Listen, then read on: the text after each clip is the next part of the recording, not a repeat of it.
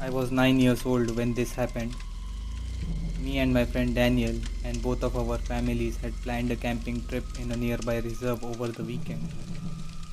It was supposed to be a nice time out with friends to take a break from our daily lives. We started during the day and went on a small hike before settling down for the camp. It was a small clearing between the forest with a river flowing nearby. It was still some time for the sun to set, so me and Daniel went towards the river to play some football. We were not far away from the camp, always remaining in the visible range of the camp. Once, the ball did go towards a dense part of the woods. We both went in to bring the ball. However, even as two 9-year-olds, we could not shake the feeling of someone watching us. I don't know what happened, but we were kind of hypnotized by something. I'm not lying when I tell you that we would have gone deeper into the forest had Daniel's mother not called us from behind. It was soon well past sunset and we got over the uneasy feeling. Our parents had set up 3 tents. One of the tents was for me and Daniel. After dinner, we played some games and then went off to sleep sometime after midnight. I don't know what time I got up, but I remember getting the same uneasy feeling I had previously again. This time, it was so intense that I could not get over it. I was about to wake Daniel when I heard my mom screaming. We got out of the tent quickly. At the same time, my dad and Daniel's dad came out of their tents. My dad was holding a handgun and was looking around for something. According to my mom, she had got up to drink water but screamed when she saw a shadow of some tall creature standing right in front of the tent.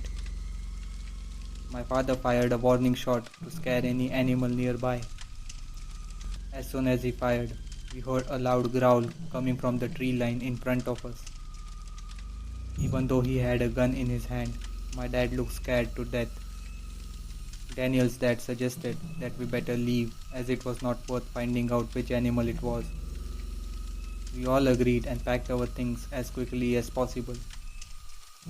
I still remember how scared we all were walking back towards our cars. More than a decade has passed since this incident. It has scarred me for life as neither me nor Daniel ever got the courage to go on a camping trip again.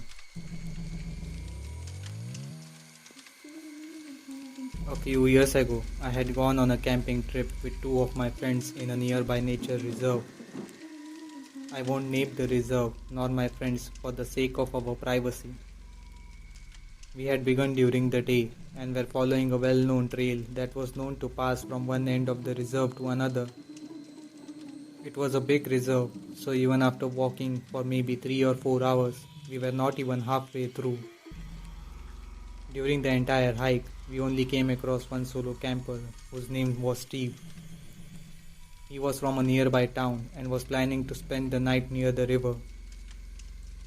After walking for around half an hour after we had passed the solo camper, we finally decided that it was enough for the day and began setting up the camp. We lit the bonfire after it was dark, had a few beers and got almost drunk. I had a big tent with me, so all three of us could get into one tent instead of setting up 3 separate tents. Due to this, even after we were inside the tent, we could not keep quiet and were laughing for no reason at all. Maybe we had too many beers, more than we could handle. After about a while had passed, we began hearing footsteps from around the tent. The situation soon became serious and we all laid in our sleeping bags completely quiet. The footsteps kept getting louder with every passing moment. I was scared, so were my friends.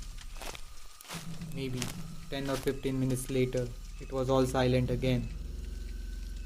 However, we knew it was enough for the night and we all went off to sleep. The fire soon went out and we were covered in darkness from all sides. For some reason, we all still could not sleep. We were wide awake, moving around in our sleeping bags when we heard 3 loud gunshots.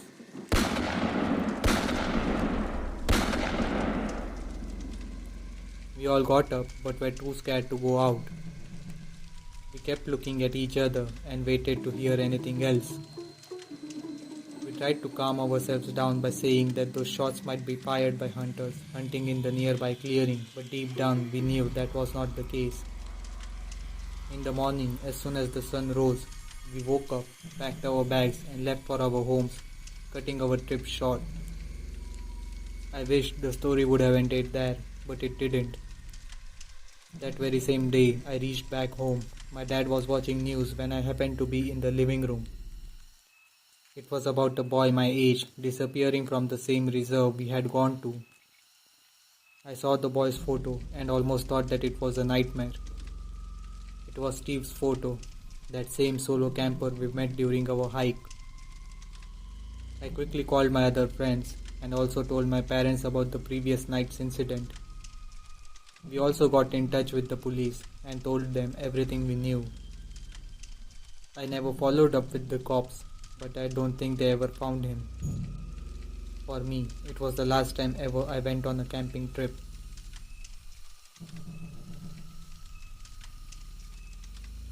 It was 2016, I remember exactly. Me and my friends, David and James, had went on a camping trip. The trip was supposed to be some time off for me from the tragedies I had to face in my personal life, something which still disturbs me till date. We were camping near a lake. I must say, it was very peaceful there, getting to spend some much needed time out with my best friends.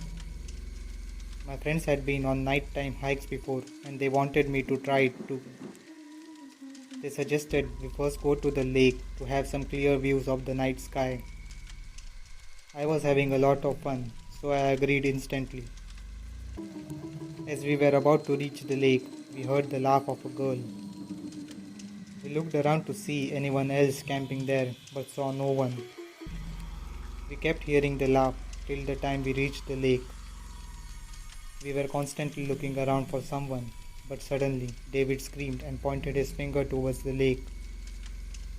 We all saw a young girl standing in waist-high water in the lake. Something about that girl was inhuman.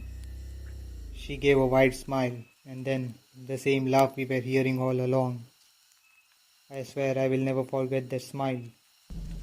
She suddenly dove underwater. We ran towards the spot where she was standing.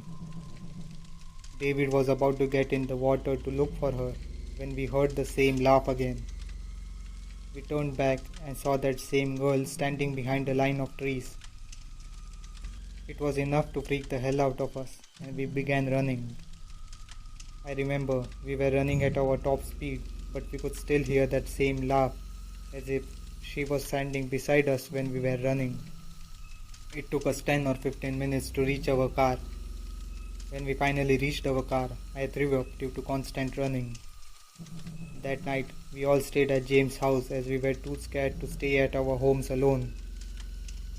I still go on camping trips with David and James and even returned back to the lake once, but we could never completely understand or explain who the girl at the lake actually was.